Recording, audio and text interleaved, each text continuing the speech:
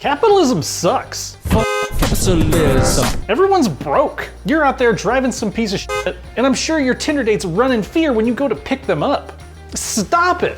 Buy one of these beautiful cars and trick everyone into thinking that you're rich. Like stupid rich. Nothing feels better than sitting in a car with class, prestige, a swanky interior, and a badge that makes you proud to pull up. Sometimes, just owning a car, like any car, made by a company with heritage and renown, can turn you from a zero into a hero. That's why you buy a cheap Porsche. Which one? Well, you can't afford a 911. Not in this friggin' market. Really? I mean, you also probably can't afford a Corolla, but hey, let's dream a little here. If you save up a little bit of money, you could probably get a Cayman. The little baby 911 that is actually, by some accounts, more fun to drive. And look, thankfully, Dr. Porsche or whatever is one of the laziest dudes on the planet, and all of his cars look exactly the frickin' same. So luckily, your cheap ass Cayman is gonna trick all the normies into thinking that you're driving some expensive Porsche. Your girlfriend's gonna tell her friends that you drive a Porsche. Your mom is gonna be so proud of you. Your dad's gonna say that's one hell of a car. And you and your dentist now have something in common to talk about. Oh my God! All of that for way less than the price of pretty much any 911 on the market. You see, Caymans today are going for around 20 grand. And look, unlike most of the cars you're gonna hear on this list, a Cayman is actually a pretty good car. It's decently reliable, it's great to drive, it's easy to own, it'll treat you right. But I know you're like me. You see 20,000 bucks and you say, YouTuber, you said these were gonna be cheap. 20 grand is not cheap. Okay, fine. You still want a luxury car? You want a beautiful leather interior? You want some decent performance? You want a respectable badge on the back? And heck, let's get one with some modern amenities. And let's get it for about half the price of that Cayman. Get yourself a low-budget Cadillac. Sure, yes, Cadillacs are cars for old people, but you know what old people have? Money and arthritis. Seriously, your old dirtbag grandfather probably has tons of money stashed away. You know what else he has? Class. And look, an all-black Cadillac ATS has boatloads of class for just such a small price. Sharp body lines, lots of shiny metal, sweeping headlights, plenty of room in the interior, great materials, built-in denture storage, a place to store your cane. Look, when I see an ATS on the street, I do give it a second look. I know it's no CTS-V, but it does have the same design language, which means it actually looks pretty good. How much are they? I'm finding them right now for between 10 and 12 grand in pretty good shape. And your friends at the golf course will think you spent 4 times as much. Now, yes, owning a Cadillac means you're not gonna have a lot of clout with anybody under the age of 50. If you really need to buy the badge, for not much money, you can drive away in an Aston Martin. Just don't say I didn't warn you. I mean, let's be honest, like 3 cars on this list are gonna be great to own, and the DB7 is not one of them. But this is a video about looking rich, not great cars to own. So I'm here to help you feel like a total winner. And a big shouty engine under the hood of a British sports car is a great way to do that. This is about as exotic as you can get for under 30,000 bucks. Because look, you don't look rich being the guy driving the Pontiac. You look rich being the dude driving an Aston Martin.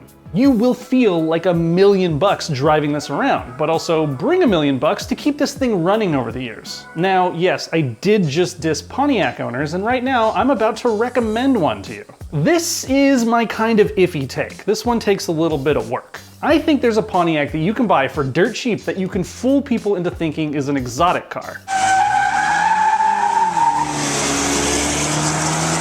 This is a car that I like, and I think pretty much everyone forgot about it, which is good news for you. I'm talking about the Pontiac Solstice GXP. It was a weird little 2-seater roadster Miata wannabe that nobody bought. And that's good news for you, you cheap bastard, because that means that they're cheap. And here's how you make one look exotic. Step 1, get it in a cool color, like black or yellow or red. The body lines are pretty elegant and exotic even by today's standards. Step 2, debadge that sucker. Make sure nobody knows it's a Pontiac. I think if you took the Pontiac badges off of this thing, 90% of the people you drive up to are not gonna know what the hell it is. Step 3, and this is true of pretty much any car, get some decent wheels. I think if you put decent wheels on a Pontiac GXP, it takes it from looking like a 2008 GM failure to being a modern day Alfa Romeo Roadster. And that's my recipe for making a classy car for not a lot of money. How much? Around 10,000 bucks will get you into the seat of a decent Pontiac Solstice today. Budget in a bit of cash for some wheels and some polishing, and I think you could look pretty classy in a Solstice. But if you asked me, which you did because you're watching my video, sure, the Solstice does look great, but it doesn't put out real rich guy energy. If you want to look truly wealthy, if you want to look truly capitalist, truly exploitative of the working class, you need to drive around in a Bentley. Yes, you won't be able to afford the maintenance. You won't be able to afford the gas. You won't even be able to afford the insurance, but you're gonna look like you can. And look, the best part is, Bentleys look rich even when they're hella old. If I see an old Bentley, I just think that dude made a bunch of money 20 years ago and he probably still has it. Bonus, with the Bentley Turbo R, you actually get one of the first proper good Bentleys. It has a decent amount of power, decent suspension, a beautiful interior with all the amenities you expect of one of the most expensive cars in the world. And today, you can expect to pay between 10 and 20 grand for one. It's not gonna be very good, it's not gonna be very reliable, but you are gonna look like you spent a lot more than that. Now sure, if I was making a car brand tier list, I would put Bentley at the A level of brands that make you look rich. But what is in the S tier? Definitely the prancing horse, Ferrari. And if you have 50,000 bucks in your pocket, and you're also a total complete douchebag, you can buy a cheap Ferrari and impress, I don't know, other douchebags? Look, the Ferrari 348 is actually one of the last Ferraris that Enzo himself worked on, which means not only do you get to feel super important driving around in your loud, expensive sports car, you also get the heritage of knowing that you own a piece of history. And yes, you're gonna get tons of attention in a yellow Ferrari. And yes, all of those people looking at you are gonna hate you. But you know, bad press is good press, or whatever they say. Either way, driving around in a Ferrari 348, you're gonna feel super special. Like, way more special than if you spent that 45,000 bucks on a new Toyota sedan. Now, of course, 45 grand isn't exactly cheap. If you want the Wish.com version of Ferrari, you get yourself a Maserati. They are equally as pretentious, they are equally loud, they are equally unreliable, but they are not equally priced. Which one? Who cares? You're buying it because there's a Maserati badge on the back. The Ghibli is the smaller one, the Quattroporte is the bigger one, and the Gran Turismo is the one that all the YouTubers pretend to like. They are all unreliable, great sounding Italian wannabe supercars. And for around 15 grand, I do not think there's a car that you can get that will make you look richer than an old Maserati. Seriously, outside of car douchebags who know how unreliable and expensive they are to own, who the hell is gonna doubt that you're rolling in dough when you hand them the keys to your Maserati?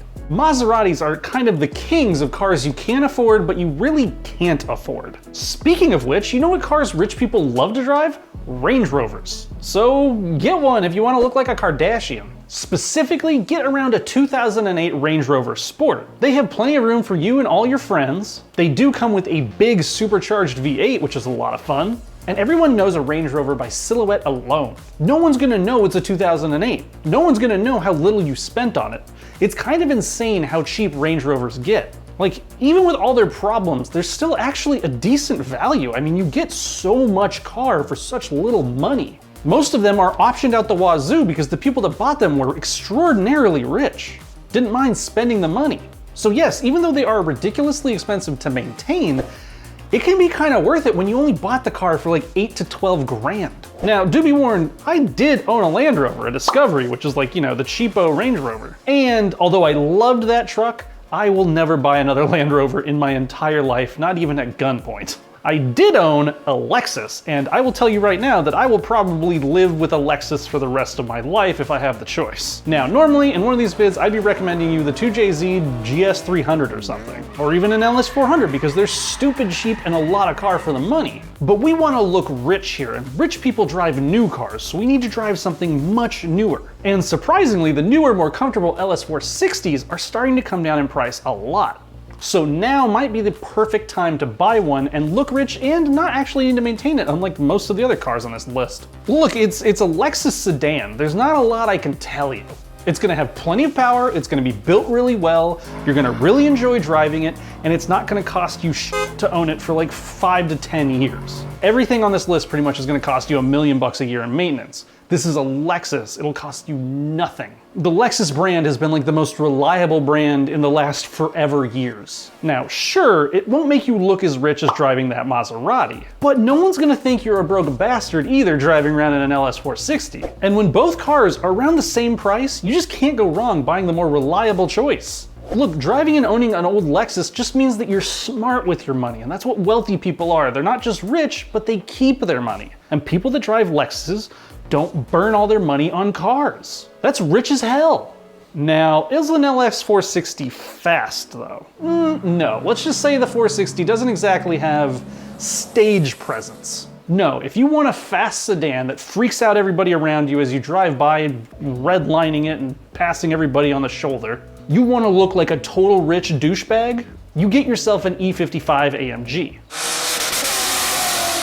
Mercedes-Benz is the king of looking rich, and used Mercedes-Benz are the kings of looking rich on the cheap. The E55 has a giant engine that makes gnarly sounds. It's got rear-wheel drive, so it's lots of fun. And most importantly, it's got a big, shiny Mercedes-Benz badge on it. Now, if you really want to be smart, try and save a few pennies and buy the W211 generation of the E55 AMG, which is started in around 2002, but it's worth it, trust me. Either way, you're getting one of the most brawny, most bulky, most masculine sedans money can buy for less than the most popular car in California, the Toyota RAV4. Really, look it up, 17,000 bucks. What would you rather have, a used RAV4 or a used E55 AMG? Now, of course, in the true ideal cars tradition, we have saved the best for last. And also in the tradition of cheap cars that make you look rich, it's a kit car that you build yourself. I'm talking about the Factory 5 818. Here's how the 818 works. You take an EJ drivetrain from a Subaru. You probably have the Subaru that this is based on right now, if I know my viewers. You stuff it into a super lightweight frame, and then you slap an exotic looking body onto it. And boom, you're done. You have something that is going to blow everyone's minds everywhere you go. I mean, sure, you're gonna know it wasn't expensive. In fact, if you build it yourself and skimp on parts here and there, it's downright cheap. But we both know you aren't gonna do that. That's hundreds of man-hours of work and a lot of welding, and you guys probably don't know how to weld. No, what you do is you find some other jackass that already did it for you and you buy it off of them for 15,000 bucks. Look, for what you're getting, that is really cheap. You are getting something that looks like nothing on the road. Normies are gonna see you driving around in an exotic drop-top sports car that they've never seen before. They're gonna have no idea what it is. And when you don't know what a car is, you think it's expensive. And isn't that what this whole list is about? Looking like you're a bigger douchebag than you are? Anyway, that is my list. What'd you think? What did I get wrong? What did I get right? Let me know down below. And while you're down there, like, subscribe, buy a shirt, say something nice in the comments for once. Whatever it is, this is Ideal Cars. I'm the Squid. I will see you guys in the next one. Later.